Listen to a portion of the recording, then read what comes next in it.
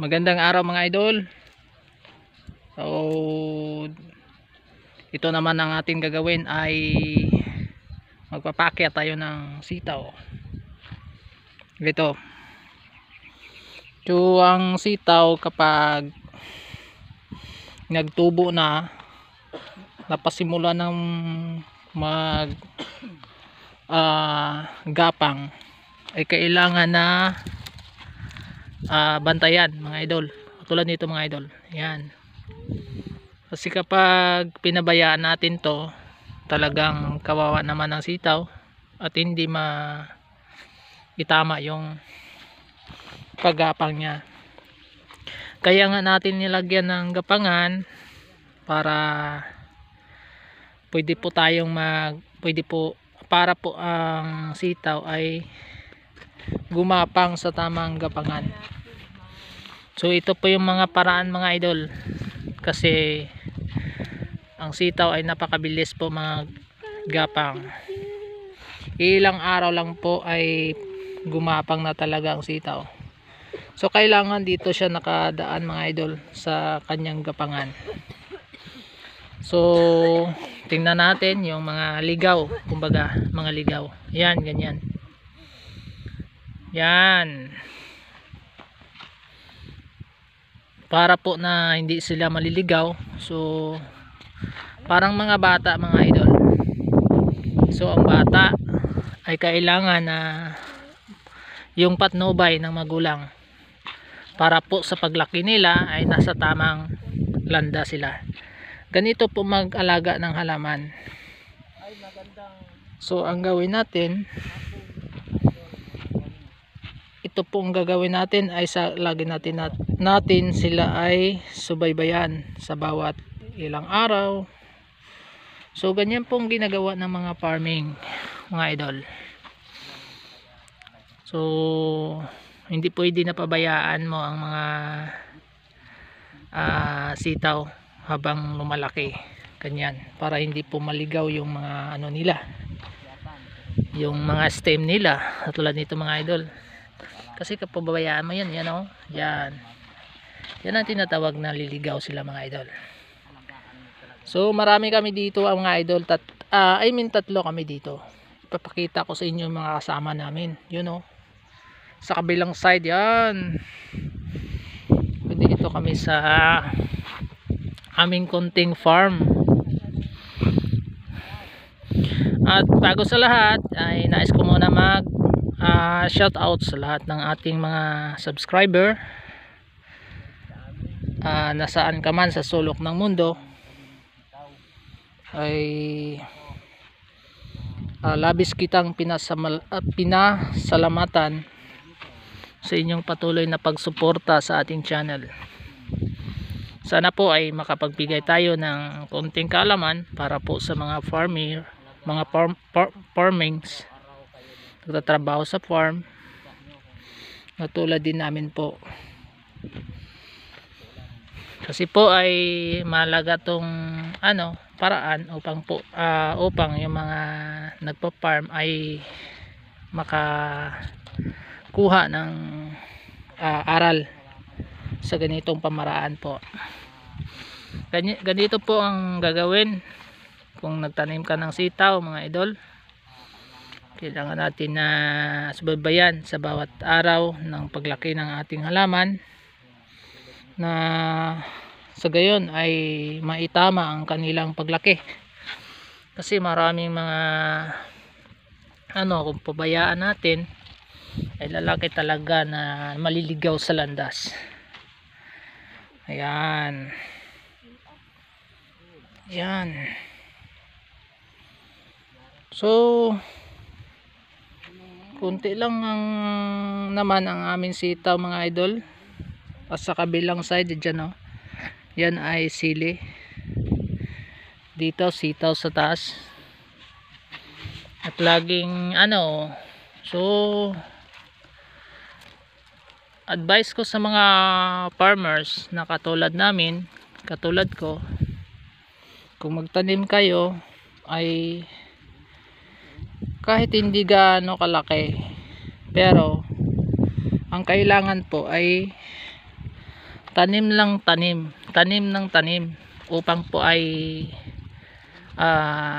aabot tayo sa kumbaga tatama din, kumbaga ay hindi tayo magugutuman at sustainable yung ano natin pag-produce natin sa market, kasi ito po ay kailangan ng mga tao. So if you are the farmers, you are considered as a producer. So kung sa isa ka pamilya, halimbawa kung tatay ka, kung tumigil ka sa pagtatrabaho, so ang mga anak mo, kumbaga mga siblings mo, pamilya mo, asawa mo, mga bata mo ay wala nang kakainin.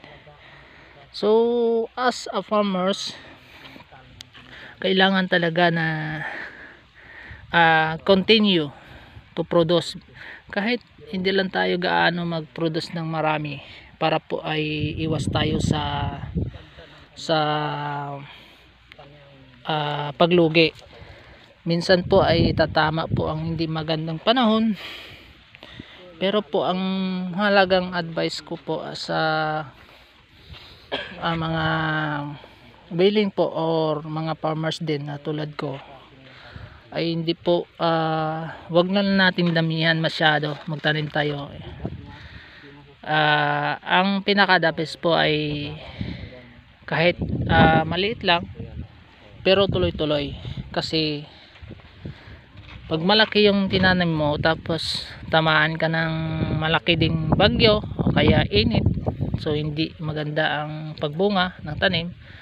So malaki ang kapital, malaki ang puhunan, talagang kawawa ka kung babagsak ang iyong production or ang iyong tanim ay hindi magkakaroon ng magandang bunga or natamaan ng mga calamities. So ang gagawin natin, magtanim lang tayo ng kahit hindi gaano kalaki, damihan lang natin yung mga iba't ibang klase ng tapos tuloy-tuloy lang tanim, tatama din tayo kahit papaano mga idol. Yun lang pong ma-advise ko sa inyo po. Yung papa-farm, kung hindi mo masyado pang alam, magsimula ka lang sa maliit, wag sa malaki. E paano kung hindi mo alam, maliit lang ang gasto mo, hindi ka masyadong malulugi doon. Mahalaga mga idol, yun ang tinatanim namin. Ilang linya lang to, kasi iba't iba yung mga tanim namin mga idol. At mayroon din kaming ampalaya, mayroon din kaming opo, at the same time mayroon din kaming sili. Hindi pa naman kami masyadong matagal nagpa-farm mga idol, kaya noong alam namin yung pagmamarket nito, doon kami nagtuloy-tuloy na gumawa nito. Magto 2 years pa lang mula sa pagsisimula mga idol. So I will encourage to all farmers na kung mayroon kayong lupain, so magsimula kayo sa kahit maliit. Kung wala kayong trabaho, talagang may income talaga kaysa wala tayong magawa. Ganyan po. So sa mga iba dyan na mga farmers, yung nagkaroon ng mga lupa, advice ko lang sa inyo po, kung mga tanim nyo na hindi masyadong malakas sa market, so magmasid kayo kung ano yung mga tanim na pwedeng mabilis yung pagpintahan, yun po itatanim natin. Kasi marami pong mga tao na matagal na po nagpa-farm, hindi po maangat dahil po sa kanilang tanim, na alam naman kapag ang tanim ay matagal ka nang nagtatanim tapos hindi ka aangat, hindi ka asinso, hindi lalaki ang tanim mo, hindi aangat yung hanap buhay mo, isa lang ang isa lang ang sagot nun, malamang hindi kumikita ng malaki. So alamin mo idol kung ano yung pinaka the best, mabilis sa market, mabilis mapagkitaan, yun po ang itatanim natin. Huwag tayo doon sa mga tanim na kung saan ay matagal magkaroon ng income. I-share ko lang sa inyo mga idol, dati po ngayon nagtatanim po ako ng palay. Yun lang po. So malaking gastos, matagal, half year, 6 months bago po ma-harvest yung palay. Tapos malaking gastos, tapos wala ka namang lagi kang talo dun. So isipin mo, pag maggulay ka ay malaking advantage at pagkakaiba sa gulay ikumpara doon sa palay. Kung sa palay ka idol ay lulugi ka. Share ko lang ha. Pero kung willing mo talaga, kung ano yung gusto mo itanim, depende na yan sa'yo.